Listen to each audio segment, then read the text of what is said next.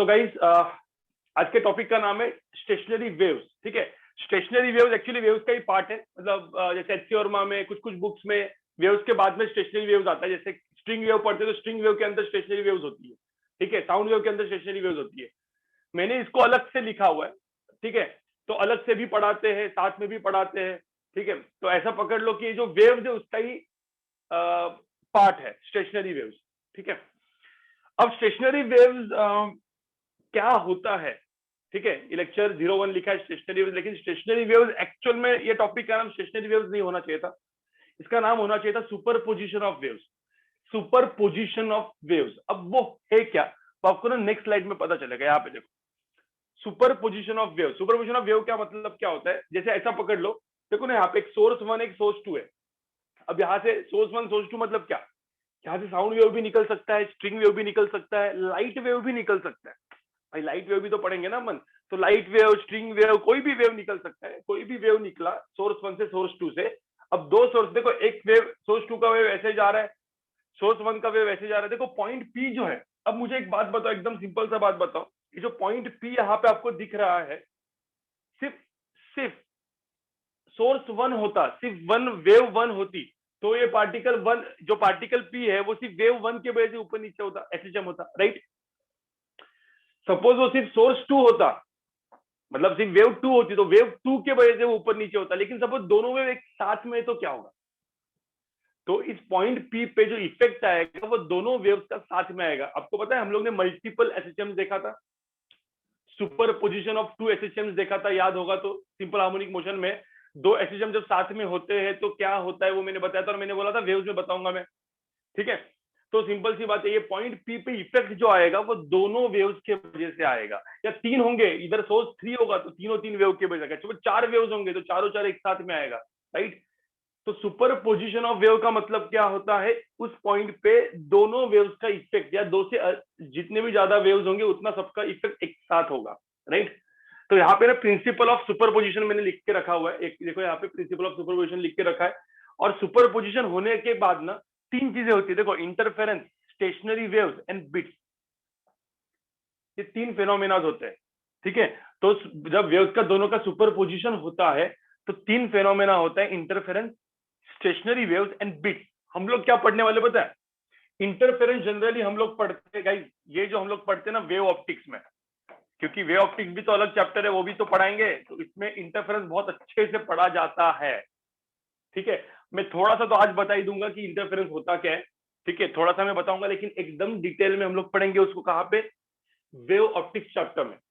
ठीक है, तो तीन चीजें होती है, तीन फेनोमेनाज होते हैं बेसिकली। सेकंड होता है स्टेशनरी वेव्स एंड बिट्स। ये दोनों चीजें अपने को पढ़नी है, ठीक है, दो लेक्चर्स में। तो यहाँ पे देखो, यहाँ पे प्रिंसिपल ऑफ सुपरपोजिशन लिखा है मैंने। क्या लिखा है? When two or more waves simultaneously pass through a point, the disturbance at that point is given by the sum of the disturbances each wave would produce in the absence of the other। ठीक है, अब ये पूरा का पूरा वैसा का वैसा लिख दो गाइस। ये जो है ना, ये जैसे लिखा हुआ है ना पहले, उस तरीके से वैसा का वैसा लिख दो, क्योंकि थेरोटिकल चीज है वापस। ठीक है, तब तक मेरा पीपीटी भी आएगा, देख लेता हूँ मैं फटाफट। जो जो भी है पहले लिख दो, फिर मैं उसको एक्सप्लेन करूंगा वापस। ठीक है,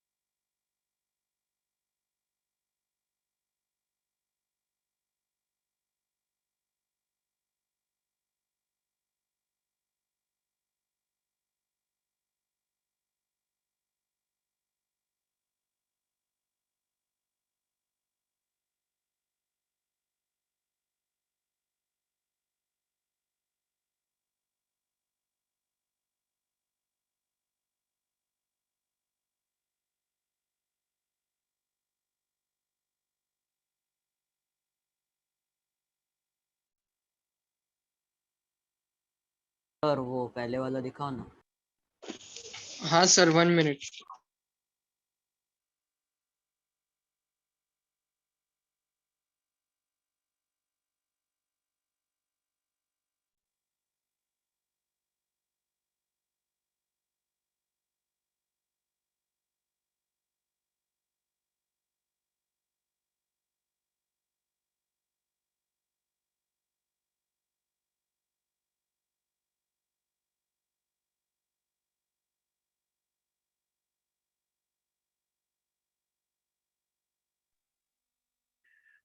अभी दिख रहा है प्रॉपर?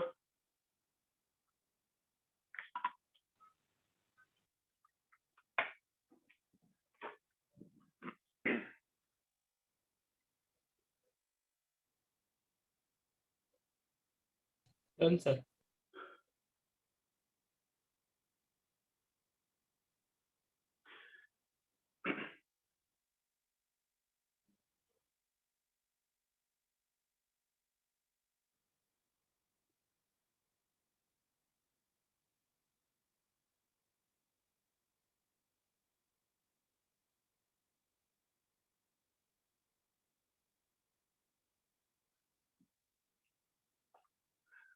देखो क्या करेंगे, आज स्टेशनरी वेव्स में जस्ट स्टार्ट करूंगा मैं, ठीक है। आज सिर्फ स्टार्ट करूंगा, आज ज्यादा एकदम डेप्थ में अपन नहीं, डेप्थ में नहीं जाएंगे, मतलब एकदम स्टेशनरी वेव्स भी आपको फटाफट इजीली समझ में आएगा। मैं एकदम एक मेथड से पढ़ाऊंगा, उस मेथड से ना आपको हर एक चीज फटाफट इजीली समझ में आ जाएगी। मतलब जो सेकंड लेक्चर स्टेशनरी वेव्स का, जो मेरा आगे का लेक्चर होगा वेडनेसडे का, वो बहुत ही इंपॉर्टेंट लेक्चर होगा। इंपॉर्टेंट मतलब क्या, उसमें सारे एक्सपेरिमेंट और हर एक चीज में आपको बताऊंगा विथ एनिमेशन, ठीक है। आज वो एनिमेशन पूरा का पूरा नहीं बन पाया है, ठीक है। तो वो जो पूरा एनिमेशन है वो मेरा बनना बाकी है, ठीक है। तो वो वेडनेसडे को आएगा, वेडनेसडे को पूरा का पूरा विद एनिमेशन में आपको बता दूंगा कि इस तरीके से ऐसे ऐसे सब एक्सपेरिमेंट्स होते हैं और इसके ऐसे रिजल्ट्स होते हैं। तो हार्डली 1 घंटे में मैं पूरे के पूरे सारे एक्सपेरिमेंट्स आपको बता दूंगा जो वैसे के वैसे पूछे जाते हैं, मतलब उसके ऊपर क्वेश्चन पूछे जाते हैं, ठीक है। ज्यादा दिमाग मत लगाओ।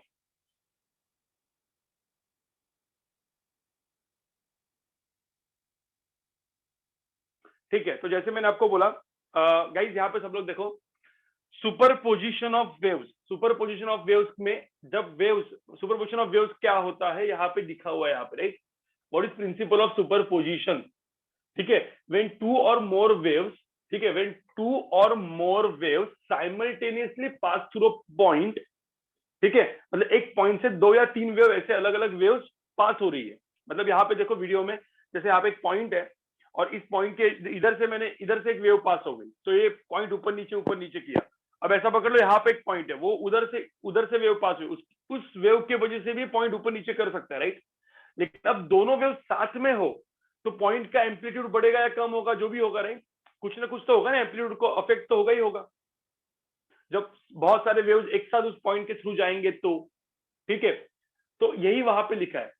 सो दैट डिस्टर्बेंस होता है ना, at that point is given by what, the sum of the disturbance. देखो यहाँ पे सम ऑफ द डिस्टर्बेंसेस, मतलब सब डिस्टर्बेंस को मुझे ऐड करना पड़ेगा, so that I will get the net disturbance, मतलब नेट एम्पलीट्यूड, ठीक है। तो इसको हम लोग क्या बोलते हैं, सुपरपोजिशन। अब जो 3 चीजें मैंने यहाँ पे लिखी है गाइस, जैसे 3 चीजें लिखी है, interference, stationary wave and bits. तो इंटरफेरेंस एंड स्टेशनरी वेव ये क्या होता है पहले अपन देखेंगे, ठीक है। जैसे मैंने पहले ही बोल दिया आपको, इंटरफेरेंस जो होता है वो काम कहाँ पे आएगा, वो अपन पढ़ने वाले वेव ऑप्टिक्स में। तो इंटरफेरेंस हम लोग पढ़ने वाले मैक्सिमम वेव ऑप्टिक्स में, ठीक है। और स्टेशनरी वेव जो होगा वो पढ़ेंगे अभी, मतलब ये मतलब ये दो लेक्चर में, राइट। लैग आ रहा है क्या वीडियो में मेरे, या सही है? सही है नो सर। सर। हाँ सही है। तो जिसको लैग आ रहा है भाई, वो तुम्हारा प्रॉब्लम है। तो वेव ऑप्टिक्स, स्टेशनरी वेव्स जो होते हैं ना, स्टेशनरी वेव्स हम लोग पढ़ने वाले हैं अभी, ठीक है। अब इंटरफेरेंस का मतलब क्या होता है, देखो इंटरफेरेंस के लिए मैं आगे बढ़ता हूँ, ये लिख के तो रखा होगा आपने, देखो इंटरफेरेंस ऑफ वेव। अब यहाँ पे ना एक सबसे इंपॉर्टेंट एक वर्ड आएगा और जिसको हम लोग बोलेंगे कोहेरेंट वेव्स। देखो यहाँ पे बहुत ही इंपॉर्टेंट वर्ड है कोहेरेंट वेव, ये वेव ऑप्टिक्स में भी काफी आने वाला है, कोहेरेंट वेव्स। तो कोहेरेंट का मतलब क्या होता है, मैं बोलूंगा वेव्स कोहेरेंट है, इसका मतलब क्या है, ठीक है। और ध्यान में रखना, हम लोग जो अभी स्टडी करते हैं ना, हम लोग जो भी अभी देखने वाले हैं, या इवन वेव ऑप्टिक्स में हम जब इंटरफेरेंस पढ़ेंगे तो मैक्सिमम, ठीक है, मैक्सिमम हम लोग जो वेव्स देखेंगे ना, जो सोर्सेज देखेंगे, वो सारे कोहेरेंट ही देखेंगे, ठीक है। तो जो सारे कोहेरेंट वेव्स देखने वाला, कोहेरेंट वेव्स होते क्या मैं आपको पहले बताता हूँ, एकदम सिंपल, ठीक है। कोहेरेंट वेव वो होते हैं, देखो यहाँ पे लिखा है waves with the same frequency. तो फ्रीक्वेंसी होती है ना, फ्रीक्वेंसी एफ या ओमेगा, क्योंकि omega is nothing but 2πf। तो फ्रीक्वेंसी एंड ओमेगा दोनों के लिए क्या होनी चाहिए, सेम होनी चाहिए, और there should not be any phase lag with time. देखो जो इनिशियल फेज डिफरेंस होता है ना, वो बेसिकली फेज डिफरेंस कभी बदल में नहीं आना चाहिए। मतलब मैंने क्या बोला, मैंने एक सोर्स बोला, ठीक है, ऐसा पकड़ लेते एक सोर्स है जो ऐसा है, ए इस तरीके से वेव जा रही है, देखो यहाँ पे ऐसा क्या है ω1t, ठीक है, और -k1x ऐसा जा रहा है, ठीक है। अब ये हो गया y1, एक दूसरी वेव है y1 is equal to y2 is equal to a2 sine. अब यहाँ पे देखो ω2t minus k2x plus some phase difference phi naught. अब यहाँ पे ध्यान में रखना, इन दो वेव्स को कोहेरेंट होना है, इसको कोहेरेंट होना है तो क्या होना चाहिए, अकॉर्डिंग टू द डेफिनेशन क्या होना चाहिए, कोहेरेंट वेव्स कब होंगे, जब पहले क्या होंगे, ω1 should be equal to ω2, speed भी अलग हो सकता है, ठीक है, ω1 शुड बी इक्वल टू ω2, ये तो होना ही चाहिए, ठीक है। और ये जो फेज डिफरेंस है ना, फेज डिफरेंस फाई नॉट, ये phi naught should not vary, this should not vary with time, ठीक है। तो दिस शुड नॉट वेरी, ठीक है, ये नहीं होना चाहिए विथ टाइम। मतलब एक कांस्टेंट जितना रहेगा वो मतलब सपोज लेट्स से π/2 रहेगा तो π/2 ही रहेगा। वो पहले π/2 था, कुछ टाइम के बाद वो π/2 का अचानक से चेंज होकर π/3 हुआ या π/6 हुआ, नहीं। So this should not vary with time, ठीक है, और फ्रीक्वेंसी शुड बी सेम, ये चीज होनी चाहिए। तो बेसिकली हम लोग क्या बोलेंगे, वेव्स क्या बोलेंगे, कोहेरेंट है। अब जनरली कोहेरेंट वेव्स जो होते हैं ना, वो बनाने के दो तीन तरीके होते हैं। आइदर सोर्स कोहेरेंट हो, जिस सोर्स से वो वेव्स निकल रहे हैं वो खुद कोहेरेंट हो, दोनों की फ्रीक्वेंसी सेम हो या ऐसा कुछ हो तो अपना काम बने।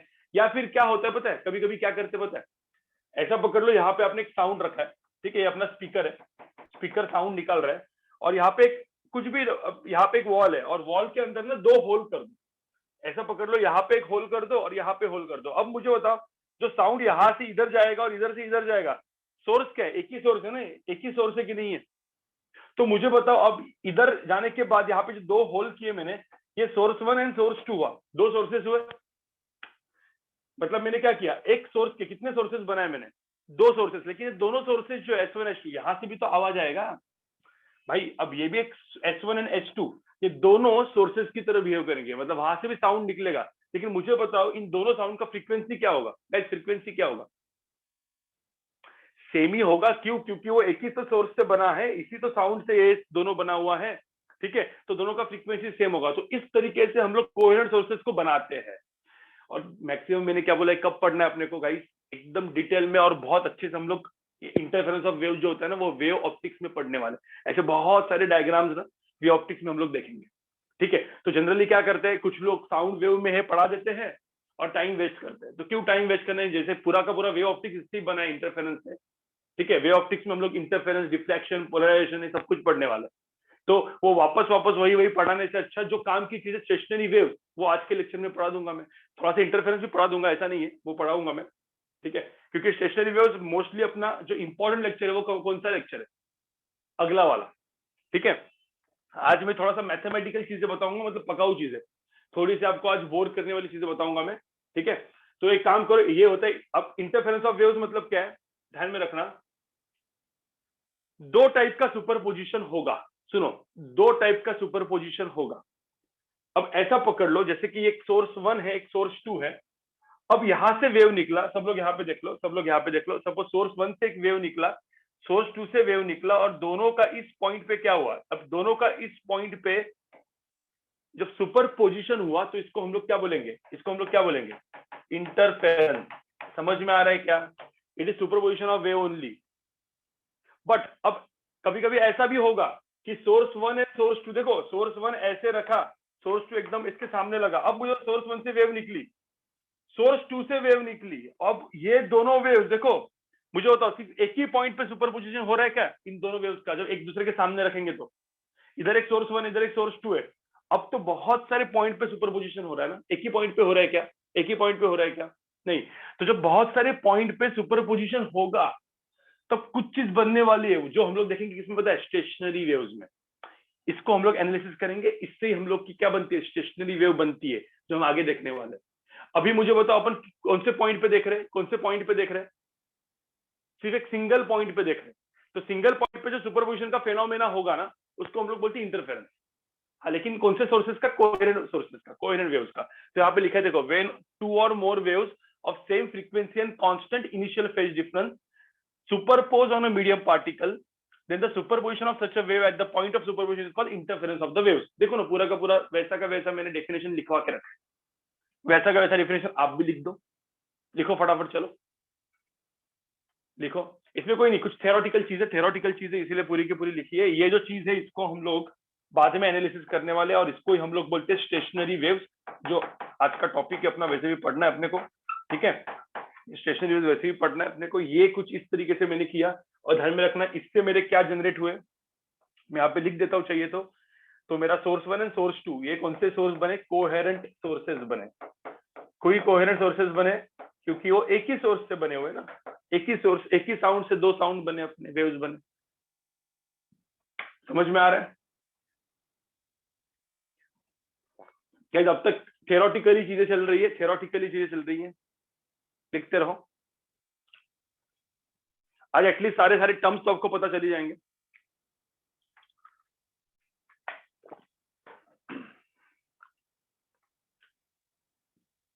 थोड़ा सा ऐसा लग रहा है कि वॉइस रेस्ट की जरूरत है। आज का लेक्चर में कैंसिल करने वाला था, लेकिन वही है कि अपने पास थोड़े से एटलीस्ट थोड़ा सा अभी लेक्चर होगा तो अगला लेक्चर में अब तो कनेक्ट तो कर पाओगे, थोड़ा कनेक्ट कर पाओगे। कुछ लोग बोलेंगे सर कैंसिल करना तो था यार, कैंसिल करते हम लोग आराम मिल जाता अपने को। हाँ सही बात है, हेल्थ तो ध्यान देना ही है।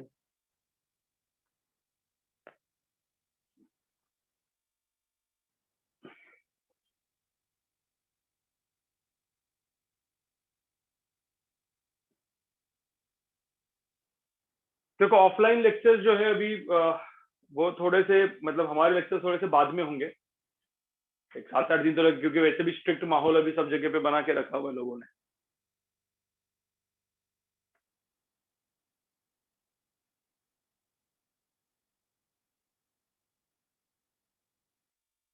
सर हाँ सर, अगर हम आपने जो ये एग्जाम्पल दिया है नीचे वो क्या, स्पीकर एक का, मिनट वापस बोल मेरा सर आपने वो। ये जो नीचे एग्जाम्पल दिया है स्पीकर हाँ का S1 और S2, वो जो हाँ पॉइंट ऑफ इंटरफेरेंस है, उसके बाद भी अगर हमने बाहर से इम्पोज किया कि वो एक कंटिन्यूअस सुपरपोजिशन रहेगा उन दोनों S1 हाँ और S2 के वेव्स का, हाँ तो वो ऐसा मतलब कंटिन्यूअस हो सकता है क्या? हाँ, कंटिन्यूस होते रहेगा ना, टाइम के साथ साथ तो वहाँ पे हमेशा वो पार्टिकल जो है वो दोनों का सुपरपोजिशन होती ही रहेगा ना, हमेशा के लिए। नहीं, आई एम सेइंग कि S1 और S2 वो जो सुपरपोजिशन पॉइंट है उधर से आगे जाएंगे, राइट? कंटिन्यूअस आगे जाता हाँ रहेगा हाँ, ये परफॉर्मेंस। कंटिन्यूस आगे नहीं, देख ये जो वेव है, ये वेव तो बाद में ऐसे चलती रहेगी ना, ऐसे ऐसे आगे चलती जाएगी, बराबर ना। हाँ, so what I am asking is वो जो आगे का पार्ट है उसको भी हम सुपरपोजिशन में मतलब कंटिन्यूअस जहाँ पॉइंट ऑफ नहीं इंटरफेरेंस से देखो, उसके इंटरफेरेंस अभी कौन से पॉइंट पे हो रहा है, कौन से पॉइंट का, सिर्फ यही पॉइंट का क्या बदला है, ये जो डिस्प्लेसमेंट है वो सिर्फ इसी पॉइंट का बदला है ना, ये वाला पॉइंट का। हाँ यस सर। तो इंटरफेरेंस तो इसी पॉइंट पे हुआ है। सो बट उसके आगे का भी दोनों वेव्स का जो नहीं, पार्ट उसके आगे का है, दोनों का देखो, वेव जो है वो तो, ये वाली वेव तो अपने अपने आगे चलती गई ना, इधर थोड़ी कोई इंटरफेरेंस है। इधर तो इधर का जो पॉइंट अपन पकड़ेंगे, इसका पॉइंट का इफेक्ट किस वेव का है, सिर्फ बताओ कौन से वेव का है, सिर्फ वेव 1 का है ना। हाँ और हाँ, वो तो वेव 1 के वैसे ही ऊपर नीचे जा रहा है, तो वो तो एक्सटेंशन करता रहेगा अपना नॉर्मल वेव की तरह। No but I am asking कि ये जो आगे के दो पार्ट्स है उनको हाँ भी हमने कंटिन्यूअस सुपरपोजिशन में फोर्स किया, मतलब आगे पूरा एक ही वेव बना, ऐसा हो सकता है क्या? नहीं, कैसे एक वेव, मतलब समझा नहीं, तू क्वेश्चन नहीं समझ। देखो मुझे बता, ये सोर्स 1 से जो वेव निकला वो तो चलता रहेगा, जाते रहेगा। सोर्स 2 से वेव निकला वो भी जाते रहेगा। तो ये वाला बाकी जो आगे के सारे जो पॉइंट्स है वो तो वेव 1 के वजह से ऊपर नीचे हो रहे हैं ना, मतलब वो तो एक ही वेव जा रही है वहां। देखो सुनो, पहली बात, एक मिनट मुझे पहले बताओ, इंटरफेरेंस सुपरपोजिशन हम लोग कब एनालाइज कब करते हैं? जब दो देखो वेव्स वो कोहेरेंट मतलब मुझे नहीं, एक मिनट, पहले मुझे तो इंटरफेरेंस सुपरपोजिशन हम लोग क्या पढ़ क्यों रहे? एक मिनट, मैं एक छोटा सा मैं आपको क्वेश्चन पूछता हूँ। एक मिनट, ठीक है, कॉल आ गया तो वो, हाँ मुझे तो अपन सुपरपोजिशन एंड इंटरफेरेंस पढ़ क्यों रहे, पहले वो बताओ गाइस, क्या होता है मुझे बताओ। मैंने क्या बोला यहाँ पे, देखो ये सोर्स 1 है, ये सोर्स 2 है, देखो यहाँ पे ये डायग्राम ही देख लो ना आप लोग। मुझे बताओ सिर्फ सोर्स 1 होता, सोर्स 2 होता ही नहीं, सोर्स 2 नहीं होता, तो मुझे बताओ जो पॉइंट पी है वो किसके वजह से ऊपर नीचे मूव करता सोर्स 1 इस डायग्राम में? सिर्फ सोर्स 1 की वजह से, राइट? और मुझे बताओ सोर्स 1 नहीं होता तो किसके वजह से मूव करता? सिर्फ सोर्स 2 सोर्स 2 के वजह से। अब दोनों सपोज है, सोर्स 1 भी है, सोर्स 2 भी है, तो अब वो पॉइंट जो है ना वो सोर्स 1 की वजह से कर रहा है ना सोर्स 2 के, दोनों की वजह से कर रहा है, राइट? तो वो वाला इफेक्ट को हम लोग क्या बोलते हैं? इंटरफेरेंस। तो अब मुझे तो इस जगह पे तो इंटरफेरेंस कौन से पॉइंट पे हो रहा है, कितने पॉइंट पे हो रहा है? सिर्फ एक पॉइंट पे, सिर्फ एक पॉइंट पे इंटरफेरेंस हो रहा है कि नहीं हो रहा है? सिर्फ एक पॉइंट पे इंटरफेरेंस हो रहा है बस, ठीक है। तो अब वो इंटरफेरेंस हम लोग एनालिसिस करने वाले गाइस। अब मैंने वही बोला कि वही इंटरफेरेंस सपोज मल्टीपल पॉइंट्स पे होगा, मल्टीपल पॉइंट्स पे। एक सोर्स 1 जा रहा है, सोर्स 2 वेव जा रही है, दोनों वेव्स इंटरफेयर कर रहे हैं मल्टीपल पॉइंट्स पे, तो क्या बनने वाला है? क्या बोला था मैंने, क्या बनने वाला है? स्टेशनरी वेव्स, जो अपने को देखना है, राइट? तो इंटरफेरेंस मल्टीपल पॉइंट्स पे होगा तो स्टेशनरी वेव बनने वाली है, और वो तो होती रहेगी ना टाइम के साथ साथ। अब मुझे बताओ कि एक वेव आ रही है, एक वेव आ रही है, मुझे बताओ, देखो यहाँ पे एक वेव है, जो वेव ऐसे ऐसे जा रही है, दूसरी वेव है जो इधर से निकली हुई ऐसे ऐसे हो रही है। अब सिर्फ एक ही पॉइंट पे दोनों का इफेक्ट आएगा, लेकिन मुझे बताओ बाकी सारे पॉइंट्स पे कुछ होगा क्या यहाँ पे वेव का? मुझे बताओ, ये जो बाकी वाला वेव है, अब मैंने बोला कि भाई ये पॉइंट पे बताओ, ये पॉइंट पे क्या होगा, या फिर कोई इस पॉइंट पे P1 पॉइंट पे, P2 पॉइंट पे क्या होगा? तो कुछ नहीं, वो तो अपना नॉर्मल वेव जा रहा है ना उधर से। समझ में आ रहा है क्या?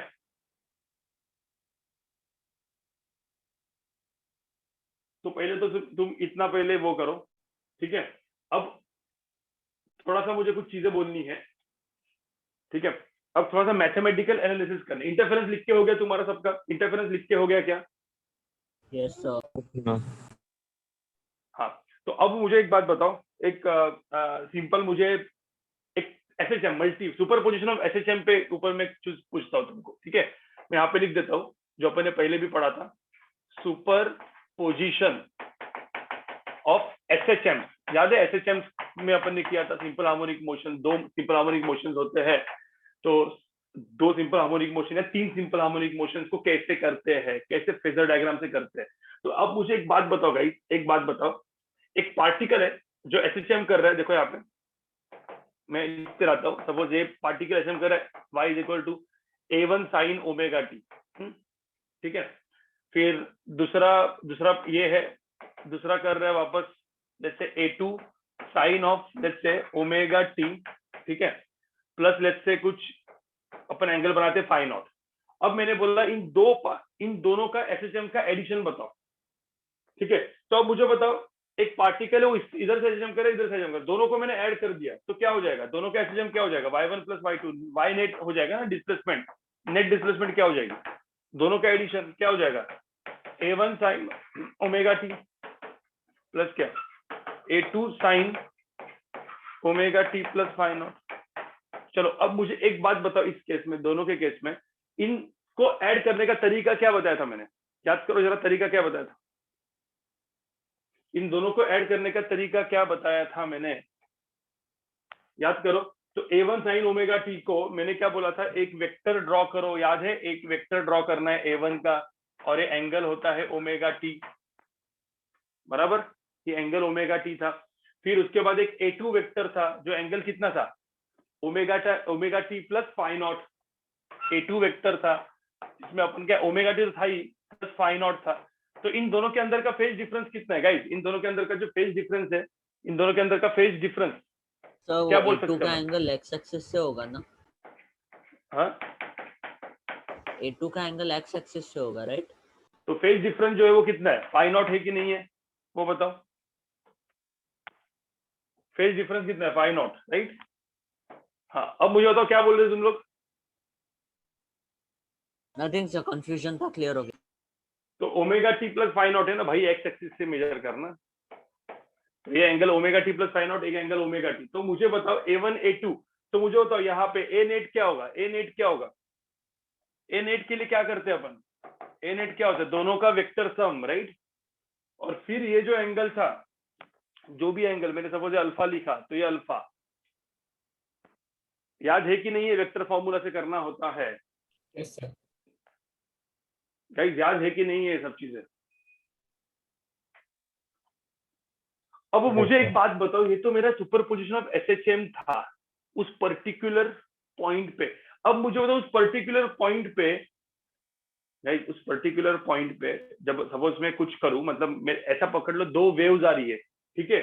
अब यहाँ पे सेम चीज देखो ना, वेव्स के लिए भी तो हो सकता है सेम चीज वेव्स के लिए। यहाँ पे मैं लिख देता हूँ, तुम लोग बोलोगे सर ए नेट की वैल्यू क्या होगी, तो ए नेट की वैल्यू क्या होगी, अंडर रूट ऑफ क्या, A1 square plus A2 square plus क्या 2A1 A2 cos phi, right, cos phi naught, where phi naught is what, phase difference between these two। फिर उसके बाद किसी ने बोला tan अल्फा की वैल्यू कितनी आई थी, ठीक है, A2 sin phi naught divide by A1 plus A2 cos phi। ये अपन ने किया था। मुझे बताओ पहले तो ये याद है कि नहीं ये सब कुछ चीजें भाई, मतलब ये तो वेक्टर के रिजल्ट है ना, नॉर्मल वेक्टर के रिजल्ट है, इसमें कुछ था ही नहीं। हाँ लेकिन ये क्या था, 2 या 3 पार्टिकल का क्या था एसएचएम, मतलब 2 या 3 मतलब एक एसएचएम करेक्ट पार्टिकल, 2 से 3 रिस्टोरिंग फोर्सेस का इफेक्ट।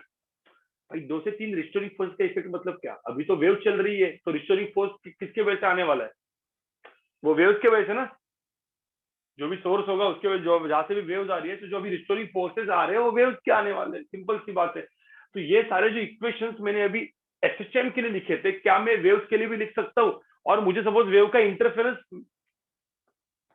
मुझे स्टडी करना है, तो इंटरफेरेंस में इसी मेथड से कर सकता हूँ कि नहीं कर सकता भाई, इंटरफेरेंस में Yes, sir. इसी मेथड से कर सकता हूँ कि नहीं कर सकता, बिल्कुल कर सकता हूँ। अब 2 से 3 वेव्स होंगे और वो आ रहे हैं, उनकी इक्वेशन लिख लो और काम खत्म कर लो। मतलब मैं यहाँ पे दिखाता हूँ, यहाँ पे देखो, अब मैं यहाँ पे हेडिंग डाल देता हूँ। अब तुम लोग सुपरपोजिशन ऑफ एसएचएम का हेडिंग मत डाल दो, ये डाल दो सुपरपोजिशन ऑफ वेव्स, ठीक है, वेव्स, इसकी मैथमेटिकल एनालिसिस हम लोग देखेंगे। अभी हम लोग मैथमेटिकल एनालिसिस देख रहे हैं। अब मैं सिर्फ 2 ही करता हूँ, अब 2 से 3 या 4 भी कर सकता हूँ, सिर्फ 2-3 वेक्टर्स ऐड करने पड़ेंगे। पूरा 3 वेव्स होंगे तो क्या करेंगे पड़ेगा, तो 3 वेव सपोज होगा तो क्या करना पड़ेगा, A1 A2 A3, 3 वेक्टर को ऐड कर लो। हर एक का अंदर का फेज डिफरेंस लिखना पड़ेगा आपको, मतलब दोनों के अंदर, सारे वेक्टर्स के अंदर का एंगल लिखना पड़ेगा।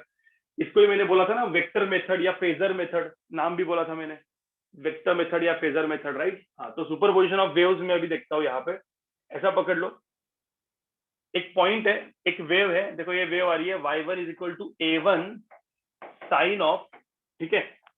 अब वो वेव आ रही है लेट्स से ओमेगा टी, ठीक है, omega T minus suppose let's say K1x plus सम,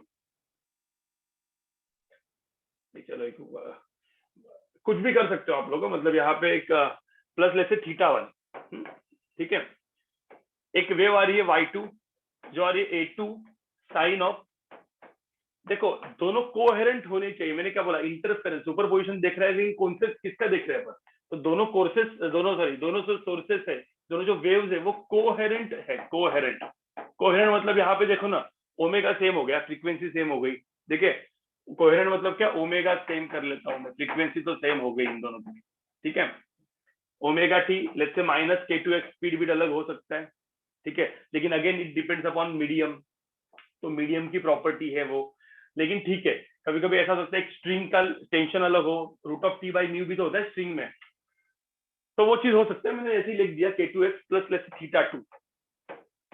मुझे बताओ इन दोनों वेव्स में जो फेज डिफरेंस आएगा एट पर्टिकुलर x, किसी ने बोला फेज डिफरेंस कैसे कैलकुलेट करोगे गाइस, इसमें जो फेज डिफरेंस होगा, तो फेज डिफरेंस के लिए क्या करना पड़ेगा, ये जो एंगल है ये और ये, इन दोनों को क्या करना पड़ेगा, इन दोनों को क्या करना पड़ेगा गाइस, इन दोनों का क्या करना पड़ेगा। मैंने सपोज इसको यहाँ पे φ1 लिखा, इन दोनों को φ2 लिखा, तो φ1 माइनस φ2 करना पड़ेगा, सब्ट्रैक्शन करना पड़ेगा भाई, सब्ट्रैक्शन करना पड़ेगा ना, क्योंकि ओमेगा टी का टर्म तो है ना इन दोनों का।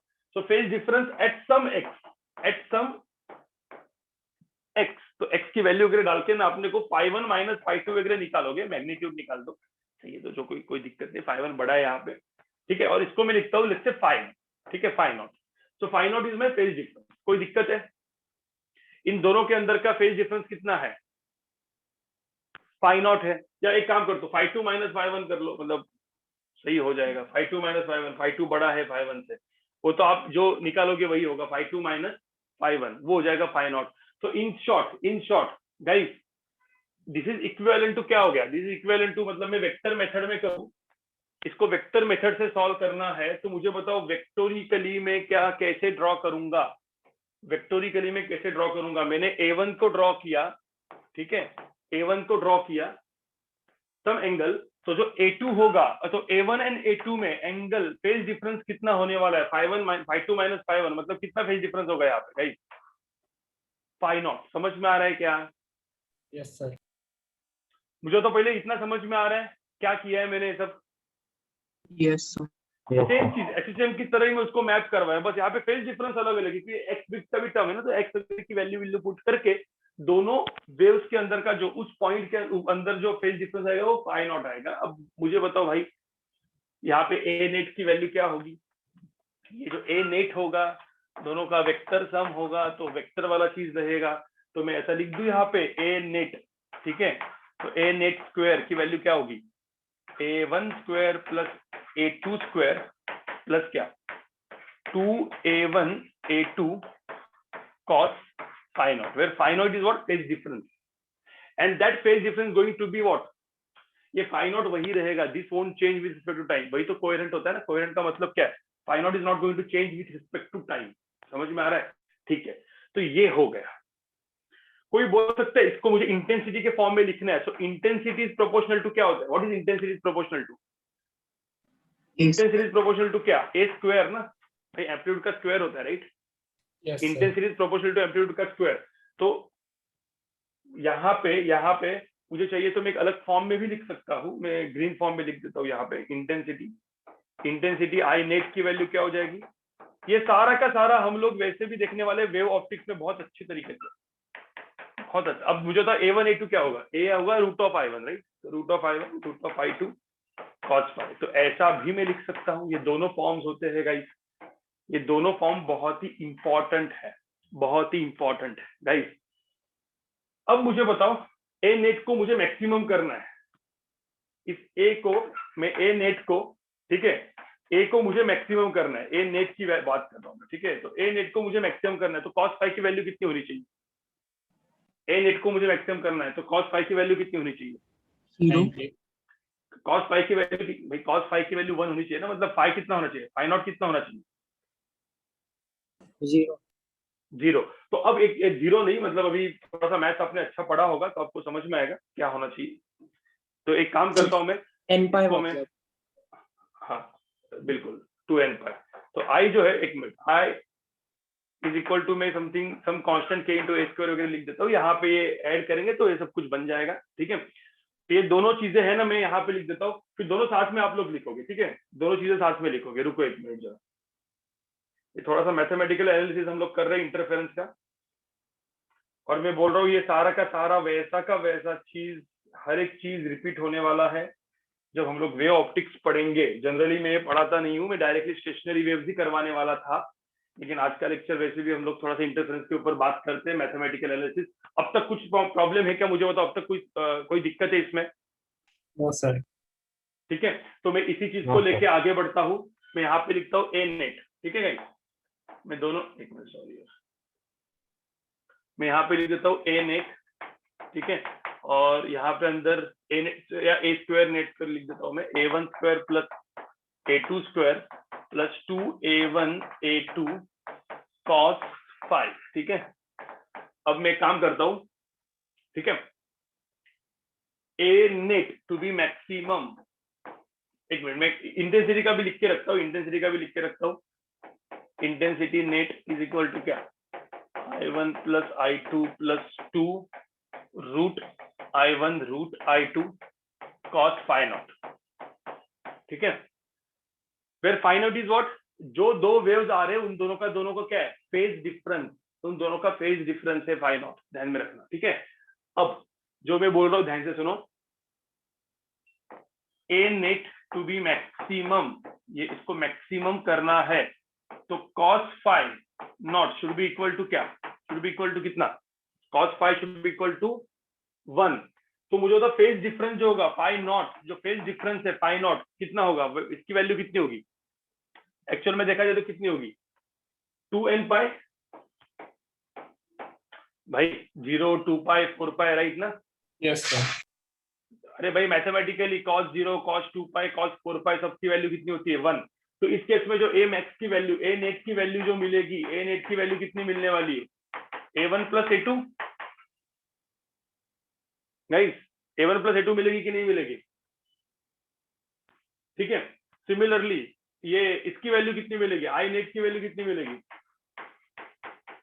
देखो ना i1 plus i2 plus 2 root i1 i2, cos phi 1 डाल दो, cos फाई नॉट की वैल्यू 1 डाल दो, तो यहाँ पे क्या आ जाएगा root i1 plus root i2 बराबर इसका स्क्वायर बराबर।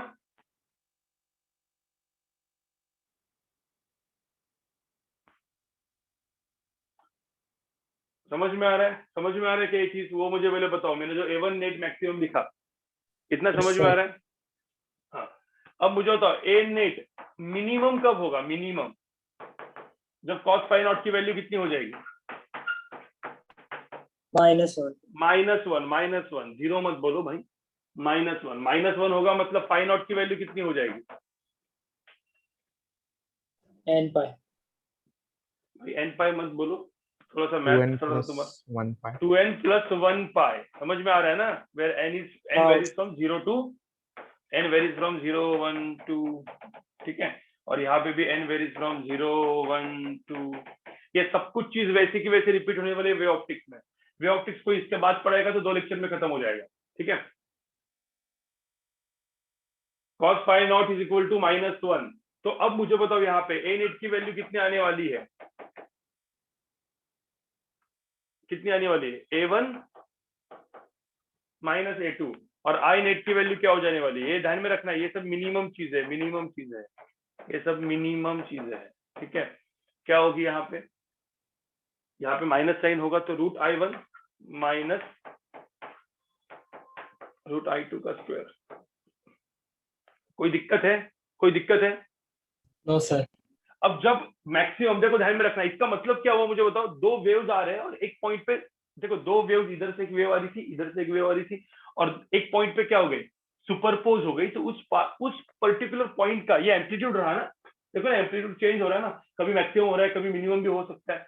जब उस पॉइंट का एम्पलीट्यूड मैक्सिमम होगा तो ऐसे इंटरफेरेंस को, गाइस यहाँ पे ध्यान में रखना, ये वर्ड इंपॉर्टेंट है बहुत ही, इसको हम लोग बोलते हैं कंस्ट्रक्टिव इंटरफेरेंस। क्या बोलते हैं, कंस्ट्रक्टिव इंटरफेरेंस। तो इसको क्या बोलेंगे फिर, ये कंस्ट्रक्टिव होगा तो ये क्या हो जाएगा, Destructive. डिस्ट्रक्टिव। भाई सिंपल सी बात है, ठीक है। तो ये चीज क्या हो जाएगा, डिस्ट्रक्टिव इंटरफेरेंस। कोई दिक्कत इसमें, कंस्ट्रक्टिव डिस्ट्रक्टिव, कंस्ट्रक्टिव डिस्ट्रक्टिव। अब एक बात बताओ, एक सिंपल सा मैंने आपको एक वो भी पढ़ाया था, एक रिलेशन पढ़ाया था, आपको बताओ this is phase difference, right. मुझे बताओ फेज डिफरेंस और पाथ डिफरेंस में क्या होता है, what is path difference. Path difference is equal to क्या, या फेज डिफरेंस इक्वल टू क्या, 2 pi by lambda into path difference ये होता था, या पाथ डिफरेंस इक्वल टू क्या। क्या करेंगे हम लोग, ये चीज जो मैंने आपको के वाला चीज बताया था, आपको याद होगा, चलो नॉर्मल वाला पहले मैं लिख देता हूँ, ठीक है। तो ये चीज ध्यान में रखना, पाथ डिफरेंस दैट इज एक मिनट, मैं इसमें नहीं लिखता, मैं इस पे लिख देता हूँ, पाथ डिफरेंस में लिख देता हूँ। So path difference, path is equal to 2 pi,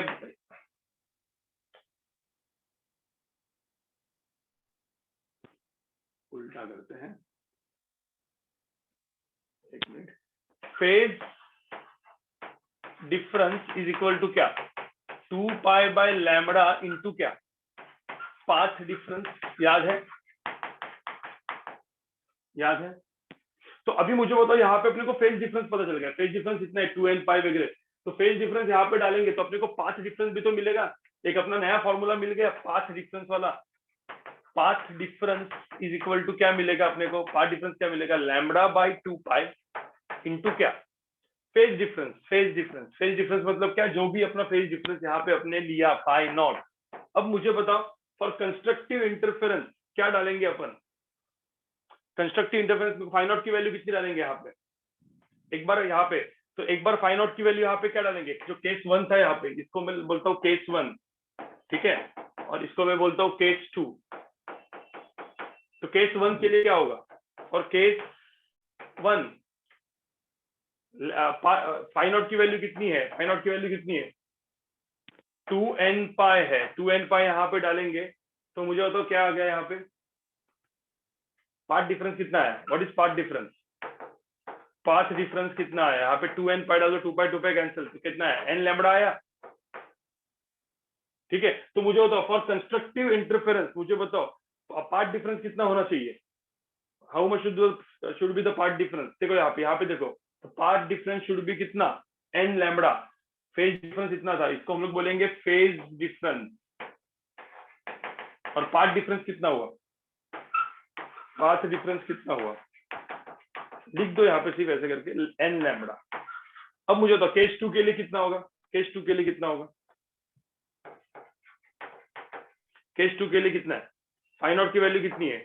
2n plus 1 पाई। तो 2n प्लस 1 पाई यहाँ पे डाल दो, 2n प्लस 1 पाई यहाँ पे डाल दो,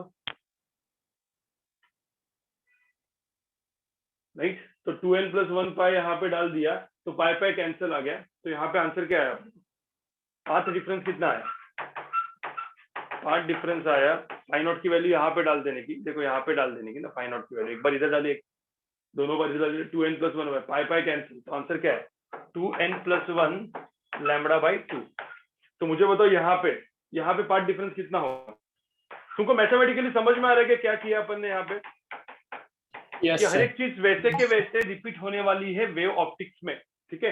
तो वेव ऑप्टिक्स में तो और इजीली आपको समझ में आएगा हर एक चीज जो भी आपको पढ़ाएंगे। मतलब वेव ऑप्टिक्स अपने मेरे दूसरे कलीग टीचर पढ़ाते हैं, ठीक है। 2 चैप्टर जो होंगे वो अलग बाद में पढ़ेंगे, अभी नहीं, जब अपना इलेक्ट्रोमैग्नेटिज्म चालू रहेगा तब, ठीक है। इतना समझ में आया गाइस? इतना समझ में Yes, आया sir. क्या? एक काम करो, जो अभी मैंने बोला ना ये पूरा का पूरा लिखो, तो लिखते लिखते ना थोड़ा सा आपके दिमाग में जाएगा। फिर मैं आपको एक बार वापस छोटा सा एक क्विक बता दूंगा। अब यहाँ पे लिख दो सुपरपोजिशन ऑफ वेव्स करके, ठीक है। और यहाँ पे हेडिंग भी डाल दो इंटरफेरेंस, चाहिए तो हेडिंग डाल दो इंटरफेरेंस। इंटरफेरेंस देख रहे हैं अपन,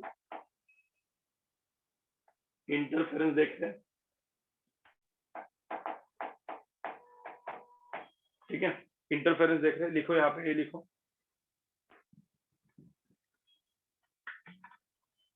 सॉरी डाउट है, हम्म ये सब आपने सिर्फ वो एक पॉइंट के लिए डिफाइन किया ना, जो दोनों वेव्स को मतलब पास हो रहे हैं वो पॉइंट पे? हाँ बराबर ना। तो एक वेव ऐसे आ रही थी, दूसरी वेव ऐसे आ रही थी, वेव 1 वेव 2, समझ में आ रहा है? हाँ उस पॉइंट के लिए। अब मुझे होता है ये सारे पॉइंट के लिए भी हो सकता है ना। सपोज वेव एग्जैक्टली दोनों सोर्सेज एग्जैक्टली एक दूसरे के सामने आमने सामने हो तो सारे पॉइंट पे ऐसा हो जाएगा।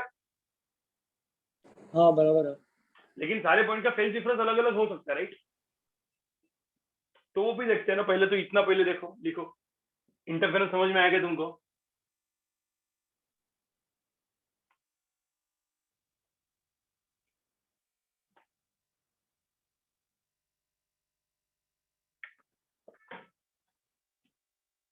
अभी ये जो मैंने पूरा का पूरा करवा है वो किसके कितने पॉइंट के लिए करवाया बताओ मुझे? जो दोनों वेव का कॉमन पॉइंट था, जहां पे दोनों वेव जा रही थी, राइट, उधर का था ना ये। समझ में आ रहा है क्या? Yes, sir. ये वाला वो एक्स है, देखो ये वाला एक्स जो मैंने यहाँ पे लिखा है ना, this is that particular x.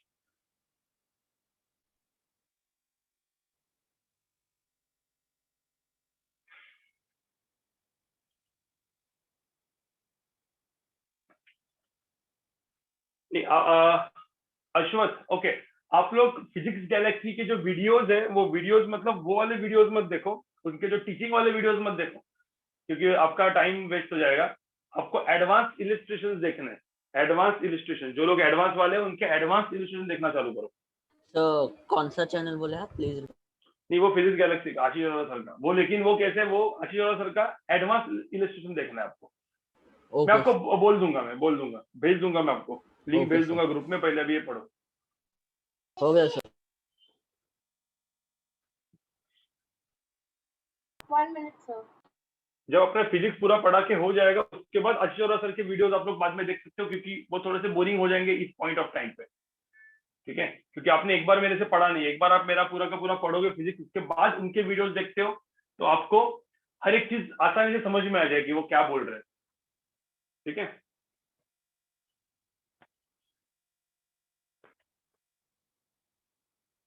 थोड़ा सा वीडियो का डिपेंडेंसी आपको कम करना है, आपको बुक ज्यादा उठाना है, क्योंकि अभी वीडियो अपना हो रहा है ना, बहुत हो गया। अब थोड़ा सा बुक से पढ़ने की कोशिश करनी है, ठीक है? वीडियो का डिपेंडेंसी थोड़ा सा कम कर लो। Sir, next slide. ये हो गया क्या तुमको? बताओ मुझे, ये हो गया लिख के? Yes, sir. Yes sir. Done, sir. थोड़ा सा बोला ना, आज थोड़ा सा अपन पकाएंगे आपको, लेकिन मुझे लगता है कि ये तो अपना ये समझ में आ रहा है ना, एटलीस्ट समझ में तो आ रहा है ना मैं क्या बोल रहा हूँ। Yes, sir.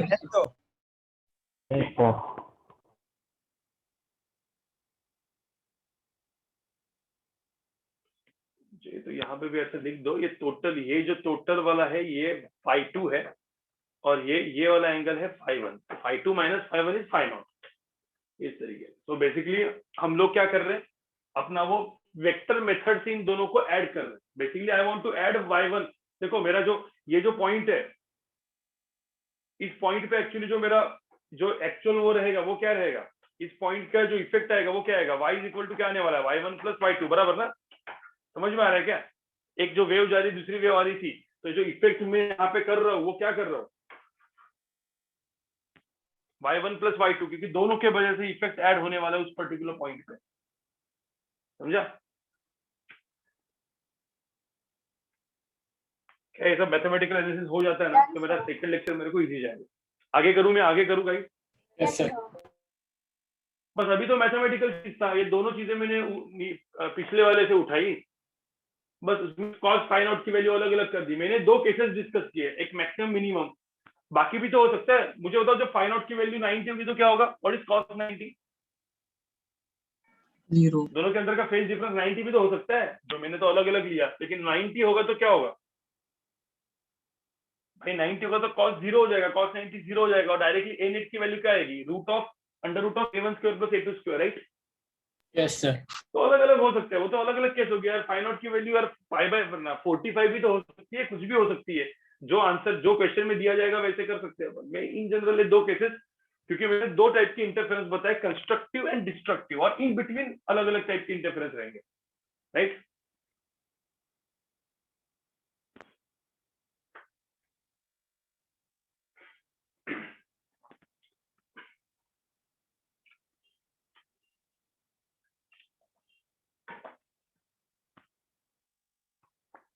ये लिखो, चलो फटाफट लिखो सब लोग।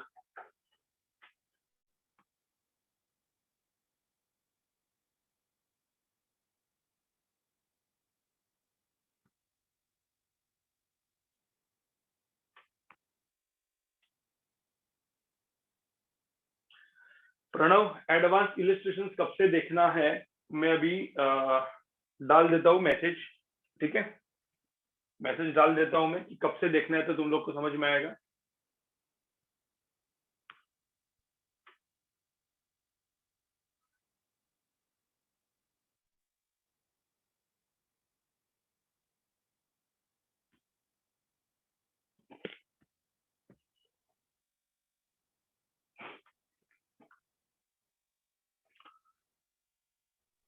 बाकी सब लोग को समझ में आ रहा है कि नहीं समझ में आ रहा है, या डाउट है? अक्षय, डाउट है क्या कुछ? हाँ है, मतलब नॉट रिलेटेड टू दिस, इसका मतलब थोड़ा सोच रहा हूँ मैं अभी भी, बाद में ठीक है। सोचूंगा। इसमें डाउट नहीं है ना, मतलब नॉर्मल तो थोड़ा सा आगे का ही सोच लेता है। हाँ नहीं, वो पहले सुपरपोजिशन के जो पॉइंट जब मिलते उधर थोड़ा एक डाउट है, वो मैं बाद में सोच के आपको बताता हूँ। ठीक है, देखो यहाँ पे ना, मैंने यहाँ पे, मुझे बताओ, देखो सुनो सुनो, अब अभी कोई कुछ बोले पहले ही डाउट निकाले, उसके पहले मैं ही आपका डाउट एक छोटा सा और क्रिएट करता हूँ। यहाँ पे मुझे बताओ, दोनों जो पार्टी मतलब जो दोनों वेव के बीच जो पार्टिकल एसएचएम कर रहा है उसका डायरेक्शन एक है, अलग अलग है? डिफरेंट ना सर? नहीं नहीं नहीं, अब पार्टिकल ऐसा पकड़ ले, देखो यहाँ पे देखो, एक पार्टिकल ऊपर नीचे ऐसे कर रहा है, बराबर, एक वेव गई, उसके वजह से पार्टिकल ऊपर नीचे कर रहा था, दूसरी वेव भी गई, तो पार्टिकल उस दूसरे वेव के वजह से भी कहाँ पे कर ही रहा होगा, ऊपर नीचे कर रहा होगा ना? हाँ सर। दैट या हाँ, क्योंकि वो परपेंडिकुलर वगैरह होगा, वो मैंने पढ़ा है क्या अब तक तुमको? एक के बेस से परपेंडिकुलर मूव कर, एक के बेस से ऐसे, मैंने एक को बोला था ना, एसएचएम में एक होता है जिसको हम लोग बोलते हैं लिसाइजस फिगर्स, एक लिसाइजस फिगर्स करके एक टॉपिक आता है कि एसएचएम अलग अलग डायरेक्शन में कर रहे होंगे तो कैसी इफेक्ट आएगा, लेकिन वो वेव्स में अपन नहीं पढ़ते गाइस, इतना डेप्थ में अपन वेव्स में नहीं पढ़ते, लेकिन मैं एक बता दूंगा आपको बाद में, ठीक है? डीसीपी में भी है, डीसी पांडे में है वो चीज, ठीक है? लेकिन वो अपने अगले लेक्चर में, अगले लेक्चर के एंड में, या एडवांस प्लस वाले लेक्चर में कुछ बताता है, उसमें आता है। ये जेई मेन में वगैरह पूछते नहीं है, ठीक है? ये नॉट इवन नीट में भी नहीं पूछते। सो हाँ बोलो। ये वेव्स का जो चैप्टर है ये मैकेनिक्स का पार्ट नहीं है, राइट? नहीं, मैकेनिक्स का पार्ट नहीं। तो इसके लिए भी डीसी पांडे खरीदना है? हाँ, उसका दूसरा डीसी पांडे आता है, खरीदना है। ओके।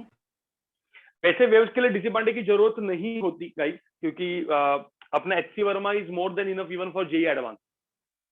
जेई एडवांस के लिए भी मोर देन इनफ हो जाता है, लेकिन ले लो, क्या फर्क पड़ता है, अभी 200-400 रुपए तो होता है, 5 बुक तो है, ठीक है?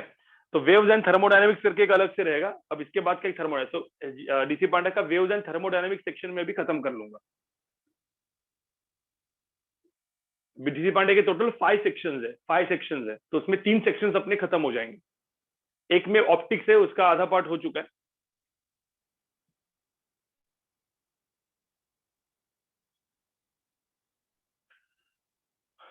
चलो, ये समझ में आ रहा है क्या? हो गया लिख के? Yes sir. तो मुझे तो पार्ट डिफरेंस सुनो ना, यहाँ पे कंस्ट्रक्टिव इंटरफेरेंस का मतलब क्या होता है?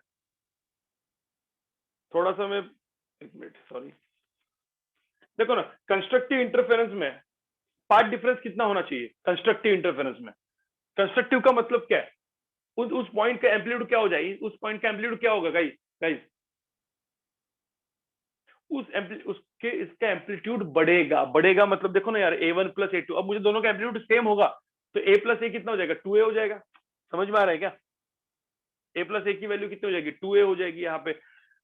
अब मुझे बताओ, दोनों का एम्पलीट्यूड सेम है तो डिस्ट्रक्टिव में क्या होगा? a1 माइनस a2 की वैल्यू क्या हो जाएगी? भाई a1 एंड a2 दोनों सेम है, सपोज दोनों का एम्पलीट्यूड सेम है, सपोज दो जो वेव्स आ रहे हैं, तो a1 एंड माइनस a2 करके डिस्ट्रक्टिव में कितना हो जाएगा गाइस? 0। मुझे तो 0 एम्पलीट्यूड का मतलब क्या है भाई? वहां पे इंटेंसिटी भी कितनी हो जाएगी?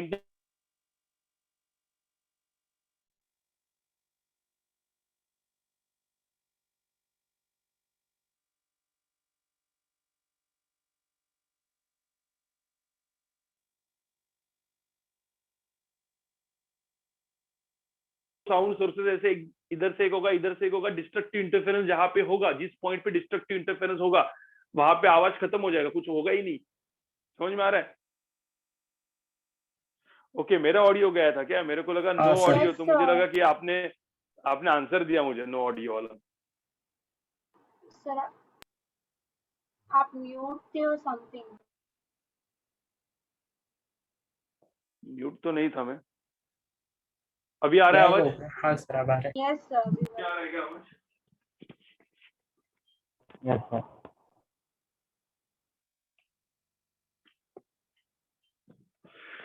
अरे तुमने नो ऑडियो बोला, मुझे लगा तुमने आंसर दिया मेरे क्वेश्चन का। सर कोइंसिडेंस हो गया। समझ में आ रहा है क्या? Yes sir.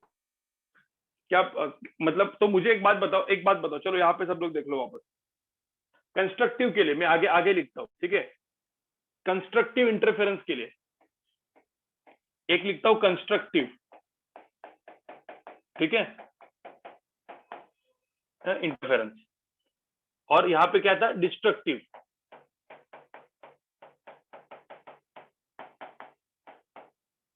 Destructive interference. अब मुझे बताओ constructive interference and destructive interference, इन दोनों में, कंस्ट्रक्टिव में मुझे बताओ फेज डिफरेंस कितना होना चाहिए, what is, how much the phase difference should be, phase difference कितना होना चाहिए, फेज डिफरेंस कितना है, 2n पाई। डिस्ट्रक्टिव में फेज डिफरेंस कितना होना चाहिए, 2n प्लस 1 पाई। दिमाग में फॉर्मूला तो है ही ना यार, क्योंकि वो तो डायरेक्ट फॉर्मूला है। कौन सा फॉर्मूला है, वो तो वेक्टर एडिशन का फॉर्मूला है, तो उसको याद रखने की जरूरत नहीं है। अपने को डायरेक्टली पता है a1 square plus a2 square plus 2a1 a2 cos phi का under root is my a net, right. कोई दिक्कत है इसमें, याद है वो तो, ये दोनों Yes, ये तो, ये मुझे बताओ कुछ याद रखने की ऐसी जरूरत है क्या, नहीं ना, ये तो डायरेक्टली वेक्टर एडिशन है, राइट। अब यहाँ पे मुझे बताओ पाथ डिफरेंस कितना होना चाहिए,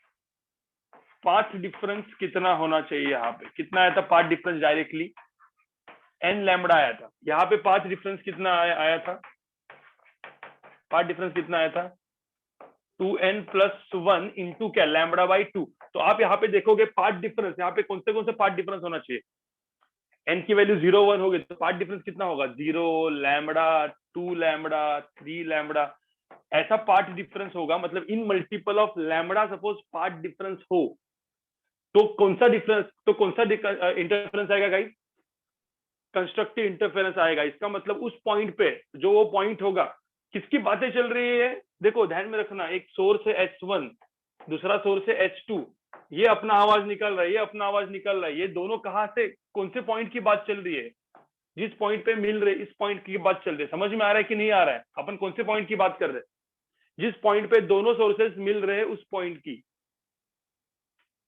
क्लियर हो रहा है क्या, yes, पॉइंट sir. पी की बात चल रही थी, पॉइंट पी पे, ठीक है।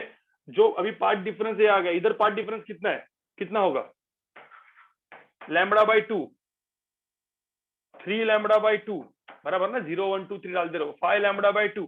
सपोज ऐसा पाथ डिफरेंस होगा तो क्या होने वाला है गाइस, क्या होने वाला है इसमें, ऐसा पाथ डिफरेंस होगा तो क्या Destructive होने वाला है, interference. कौन सा इंटरफेरेंस आएगा, डिस्ट्रक्टिव इंटरफेरेंस। समझ में आया गाइस, समझ में आ रहा है,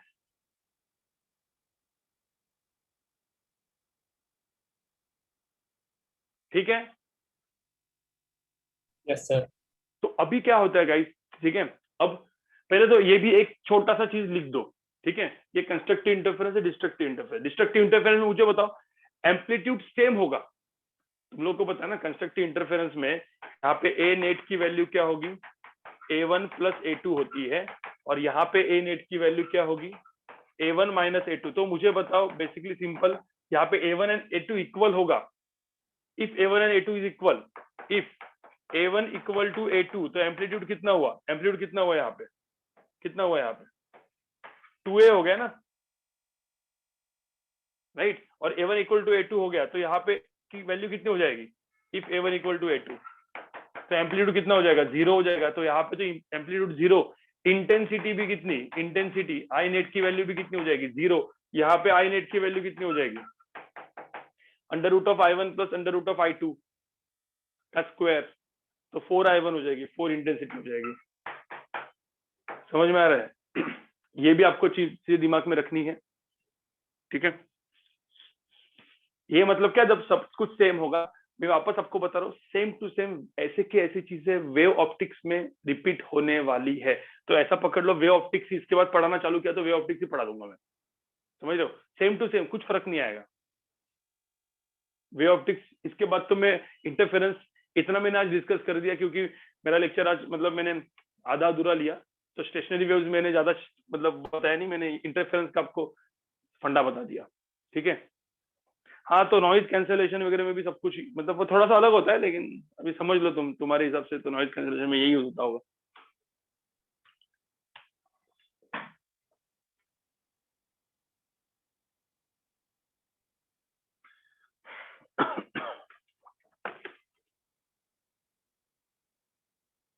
लिखो इसको, इसको लिख दो।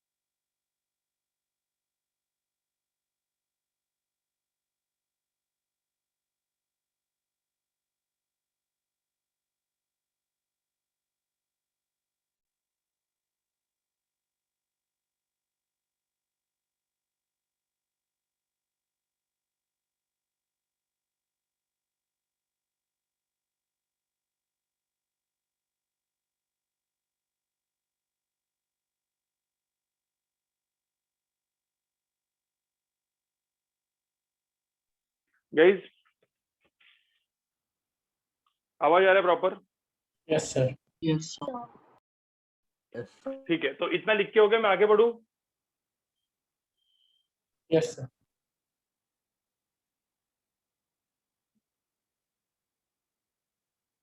थोड़ा कुछ ज्यादा ही इंटरफेरेंस पढ़ा दिया मेरे को लग रहा है मैंने, मतलब ये सब मैं पढ़ा था वापस वे ऑप्टिक्स में, लेकिन आज ही पढ़ा दिया मैंने।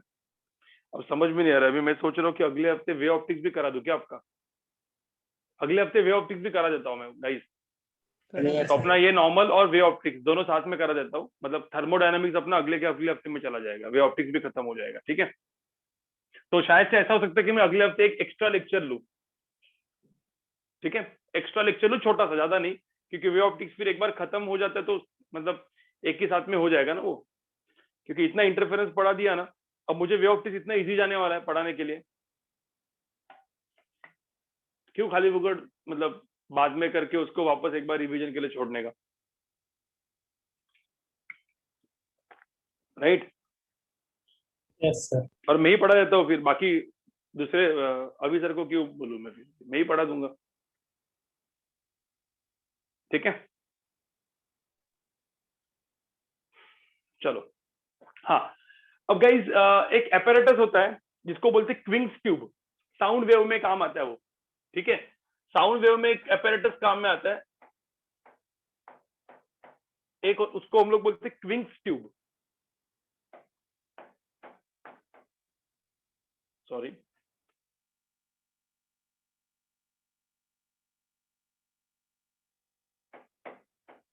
ठीक है, अब क्विंग्स अपैरेटस बोलते हैं। ठीक है, अब क्विंग्स अपैरेटस में आपको एक छोटा सा पिक्चर ड्रॉ करता हूँ, वो भी मैंने अभी यहाँ पे ड्रॉ नहीं किया है क्योंकि आपको तो पता ही है कि मैं ये पढ़ाने वाला नहीं था, लेकिन अभी मैं एक छोटा सा एक अपैरेटस, वो कुछ ज्यादा ऐसा अलग वो नहीं है, इस तरीके से है वो। ठीक है,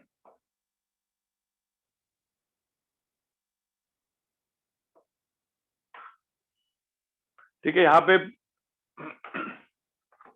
यहाँ पे आप सुनोगे, आपका कान है और यहाँ पे स्पीकर है। ठीक है, और ये यहाँ पे एडजस्टेबल ऐसा कुछ चीज रहती है, ये एडजस्टेबल है गाइस। अब अभी समझ रहे हो क्या क्या है?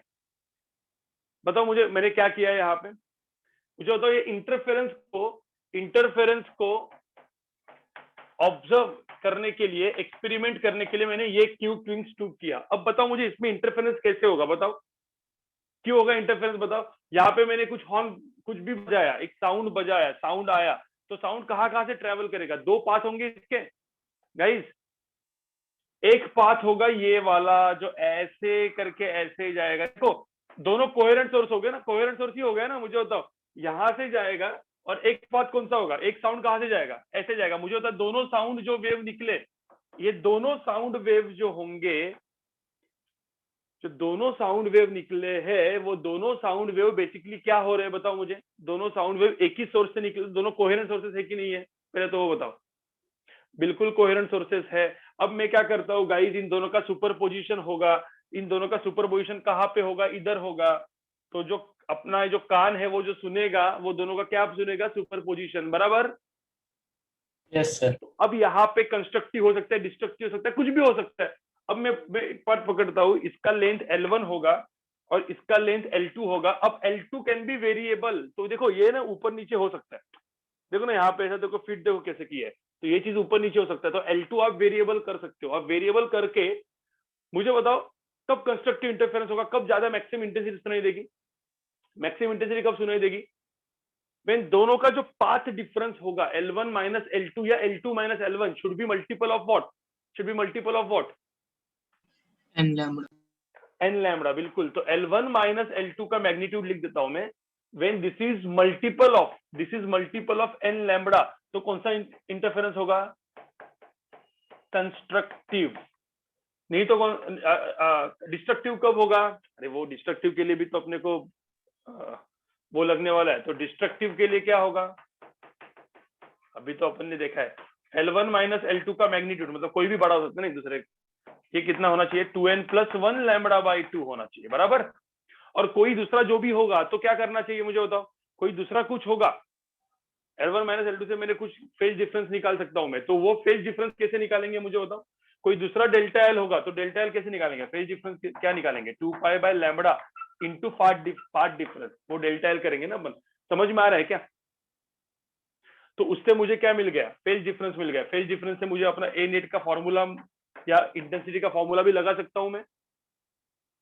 तो ए नेट स्क्वायर क्या कर देंगे अपन, A1 square plus A2 square plus 2A1 A2 into क्या कर देंगे अपन, कॉस इंटू क्या कर देंगे, डेल्टा फाई कर देंगे, बराबर ना। ये भी तो कर सकते हैं ना अपन गाइस, इसमें डेल्टा फाई डाल सकते हैं अपन for any other, not just constructive destructive, कुछ भी तो हो सकता है ना डेल्टा फाई। गाइस ये समझ में आ रहा है, ये समझ में आ रहा है कैसे करना है इसको। इसको लिख दो, इसको लिख दो, क्विंग्स अपैरेटस या क्विंग्स ट्यूब करके होगा है, ठीक है। इसमें अपन इसको एनालिसिस कर सकते हैं, एनालाइज कर सकते हैं। इसके बहुत अच्छे अच्छे क्वेश्चंस भी आएंगे। हाँ ये सब जेई में आता है गाइस, ये सब जेई में आता है, जेई मेन नीट में दोनों जगह पे, जेई मेन नीट में दोनों जगह पे।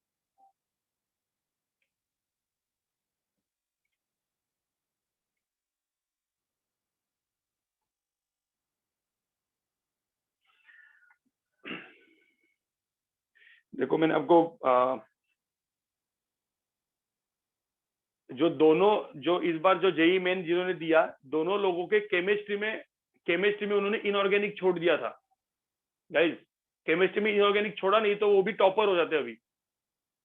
हम लोग गधों को बोला इन लोग को, कितना अच्छा अच्छा मार्क्स लेने के बाद आप फिजिक्स मैथ्स में अच्छा करते हैं और केमिस्ट्री में उन्होंने छोड़ दिया। अब देखते हैं मार्क्स का टाइम में। तो केमिस्ट्री छोड़ना नहीं है गाइस, आप कुछ भी हो जाए। केमिस्ट्री इजी होता है और इनऑर्गेनिक तो बहुत ही इजी होता है, उसको रट लो अच्छे से, ठीक है, दिमाग मत लगाओ।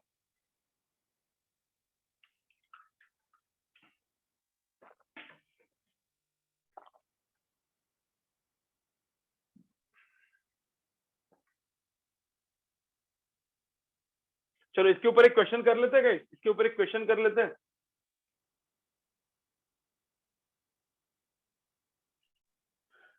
एक क्वेश्चन कर लेते हैं, मतलब इंटरफेरेंस में टाइम चला गया अपना। एक आध क्वेश्चन कर लेते हैं। यहाँ पे देखो,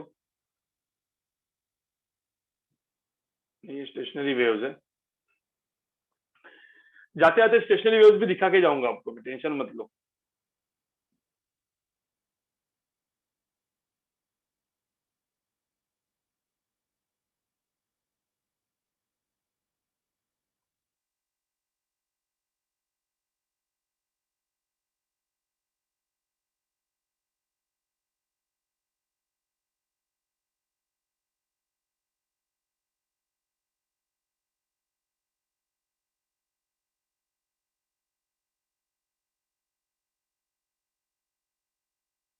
हाँ ये वाला देखो जरा, इंटरफेरेंस वाला क्वेश्चन है। क्वेश्चन देखो जरा, क्वेश्चन पढ़ो, क्वेश्चन पढ़ो जरा ये वाला।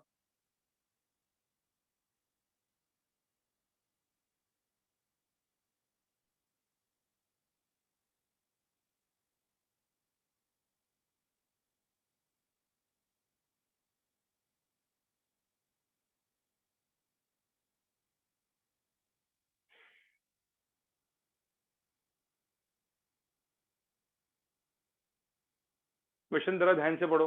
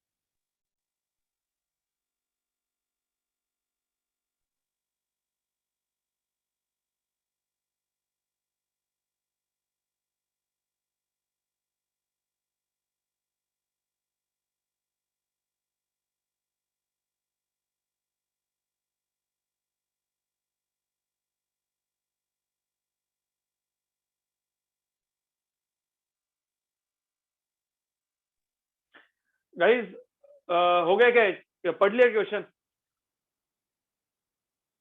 ठीक है, क्वेश्चन ध्यान से पढ़ो। Two sound waves originating from the same source travel along a different path in the air and meet at a point. मतलब भाई वही क्विंग्स ट्यूब टाइप का ही चीज हो गया ना भाई, वैसे simple. If the source vibrates at the frequency of 1 kilohertz, ठीक है, तो फ्रीक्वेंसी यहाँ पे दी है 1 किलोहर्ट्ज, मतलब 1000 हर्ट्ज, ठीक है, फ्रीक्वेंसी 1000 हर्ट्ज दिया हुआ है। One path is 83 centimetre longer than other. इसका मतलब पाथ डिफरेंस कितना है गाइस? जो पाथ डिफरेंस है वो है 83 सेंटीमीटर, मतलब 0.83 मीटर, ठीक है। Speed of the sound in air लिया, स्पीड दिया है 332 मीटर पर सेकंड।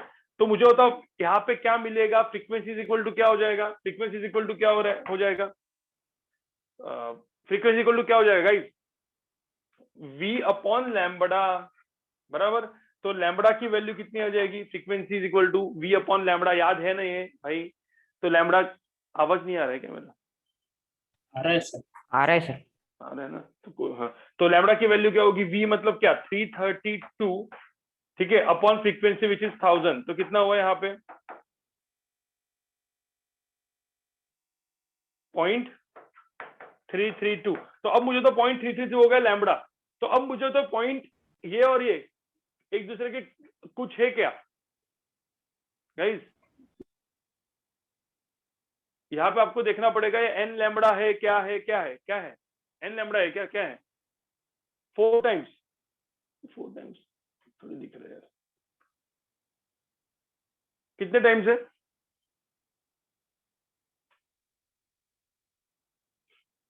देखो, one path is 83 centimetre longer than the other, lambda की वैल्यू 0.332 है, ठीक है। तो कितना हुआ ये चीज? कितना हुआ? ठीक है, तो एन लैम्बडा आ रहा है कि नहीं आ रहा है? एन लैम्बडा आ रहा है? देखो एन लैम्बडा आ रहा है, मेरे को एक बात वापस, यार तुम लोग एन लैम्बडा आ रहा है कि नहीं आ रहा है वो पहले एक बार देखो ना। 0.332 अभी तुम्हारे पास कैलकुलेटर होगा या मुझे कैलकुलेटर लेना पड़ेगा? जरा 0.83 डिवाइड बाय 0.332 कर दो जरा, एक बार जरा कर लो, क्या आता है आंसर?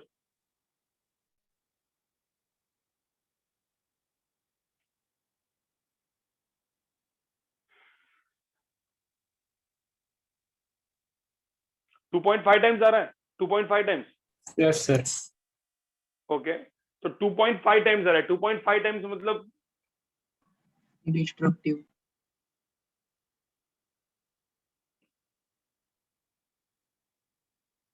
तो कितना, कौन सा इंटरफेरेंस आना चाहिए बताओ मुझे जल्दी।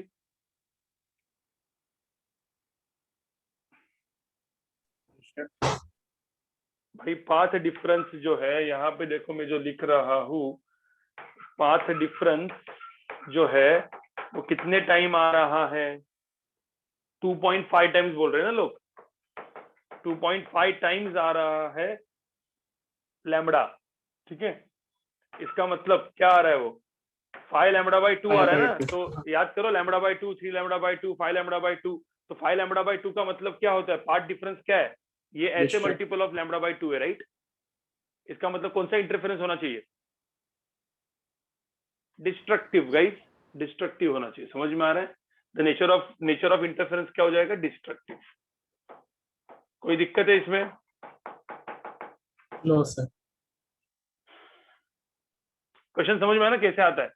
अब तुम इधर इसका भी समझ ही सकते हो, ये क्वेश्चन भी समझ ही सकते हो। देखो यार, क्वेश्चन नंबर 14, क्वेश्चन नंबर 14 एक बार दिखा देता हूं मैं। क्वेश्चन नंबर 15 में आपको दिखा दूंगा, सेम ही टाइप का क्वेश्चन है।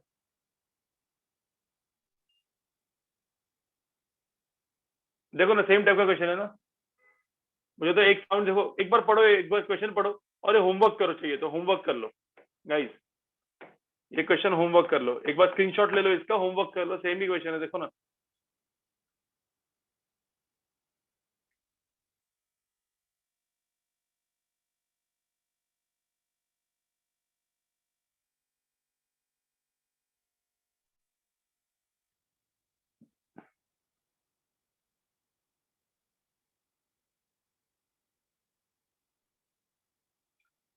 हो गया क्या है?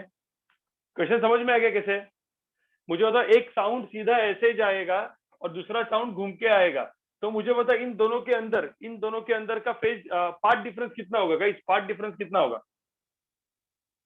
तुम लोग को ये पाथ की लेंथ ढूंढनी पड़ेगी और ये पाथ की लेंथ, दोनों को क्या करना पड़ेगा? सब्ट्रैक्ट करना पड़ेगा। वही तो पाथ डिफरेंस होगा ना। समझ में आ रहा है क्या? इसको तुम लेंगे पाई इंटू आर, इसका रेडियस होगा पाई इंटू आर, और ये जो होगा ये होगा 2r।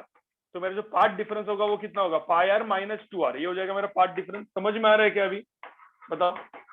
Yes sir. इन दोनों के अंदर का पाथ डिफरेंस क्या होगा? सरकमफरेंस, मतलब हाफ सर्कल का सरकमफरेंस, और ये लेंथ, दोनों को सब्ट्रैक्ट करना पड़ेगा। तो ये पार्ट डिफरेंस होगा। वो डाल के देख लेने का आपको अलग अलग चीजें, तो आपको फ्रीक्वेंसीज पता चल जाएगी। मैं जस्ट बताया कैसे करना है, आप थोड़ा सा दिमाग लगाओ, हो जाएगा। ठीक है। तो गाइस बाकी तो सारे क्वेश्चंस मुझे करने बाकी है, सिर्फ यहाँ पे सब लोग देख लो। मैं अगले लेक्चर में क्या करने वाला हूँ गाइस, यहाँ पे देखो स्टेशनरी वेव्स कैसे दिख रहा है आपको। देखो यहाँ पे सिर्फ एक मेरे छोटा सा एक आपको मैं वापस इस चीज को बताऊंगा। स्टेशनरी वेव्स यहाँ पे क्या दिख रहा है आपको? रेड एंड ग्रीन में दिख रहे हैं, दोनों वेव्स जा रहे हैं अपोजिट। नहीं, थोड़ा सा एनिमेशन देख लो। मैं एनिमेशन और अच्छा करूंगा अगले इसमें, लेकिन अभी सिर्फ देख लो। यहाँ पे दो जा रहे हैं और आपको ब्लू दिख रहा है, एक ब्लू दिख रहा है, राइट? वो जो ब्लू है वही स्टेशनरी वेव है। समझ में? मतलब स्टेशनरी वेव में क्या हुआ? इंटरफेरेंस कौन से पॉइंट्स पे होगा? ये रियल लाइफ एनिमेशन दिखा है, जा रहा है, एक इधर जा रहा है, एक इधर जा रहा है, और सब पॉइंट पे इंटरफेरेंस हो रहा है। तो देखो ब्लू वाली वेव कैसे दिख रही है? ऐसा दिख रहा है कि सिर्फ ऊपर नीचे ऐसे ऐसे ऐसे ऐसे होते जा रही है। ठीक है, तो ऐसा लग रहा है कि वो स्टैंडिंग वेव है, मतलब वो घूम नहीं रहा है, आगे पीछे नहीं जा रही है, वो एक ही जगह पे ऊपर नीचे हो रहा है। ऐसा लग रहा है कि एनर्जी फ्लो कुछ नहीं हो रहा है। देखो वेव में कैसे ऐसा दिखता है कि एनर्जी फ्लो हो रहा है। यहाँ पे वो ब्लू वाला देखो, ब्लू वाला एनिमेशन देखो, ऐसा लग रहा है उसी तरीके उसी जगह पे है। ठीक है। Yes sir. तो इसको इस चीज से क्या बनती है गाइस? इस चीज से क्या बनती है? स्टेशनरी गाइस, इसमें स्टेशनरी वेव्स बनती है, और वो स्टेशनरी वेव्स को फिर हम लोग एनालिसिस करेंगे। तो अलग अलग चीजें होगी, मैंने वापस यहाँ पे दिया हुआ है। ठीक है, फिर कुछ कैरेक्टरिस्टिक्स होते हैं, फिर मैं बाद में बताऊंगा आगे का चीज। ठीक है, तो स्टेशनरी वेव अपना इंटरफेरेंस हो चुका है। तो अपने तीन चीजें होती है ना सुपरपोजिशन ऑफ वेव्स में, इंटरफेरेंस, स्टेशनरी वेव्स एंड क्या? बिट्स। ठीक है,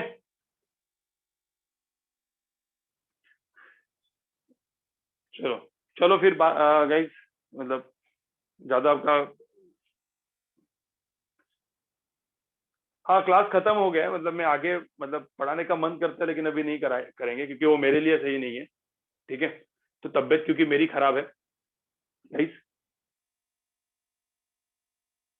बीट्स एकदम इजी होता है। बीट्स तो मतलब एक फॉर्मूला होता है, F1 माइनस F2, दोनों फ्रीक्वेंसीज का सब्ट्रैक्शन कर देने का, वो बीट्स होता है। ठीक है,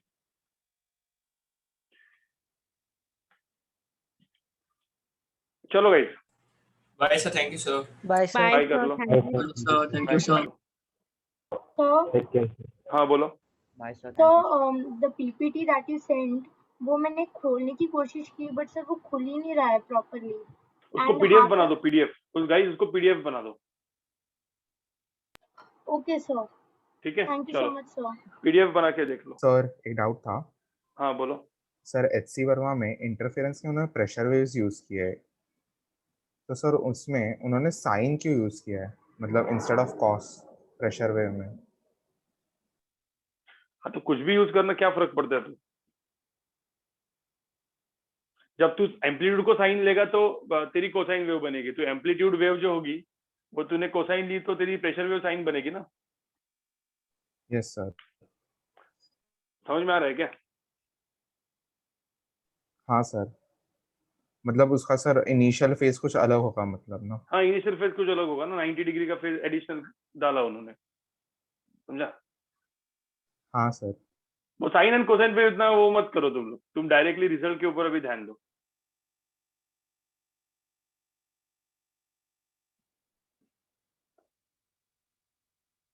ठीक है, उसके ट्रिग्नोमेट्री में ज्यादा मत घुसो। ट्रिग्नोमेट्री में ज्यादा घुसोगे ना तो कंफ्यूजन हो जाएगा तुमको। Yes sir.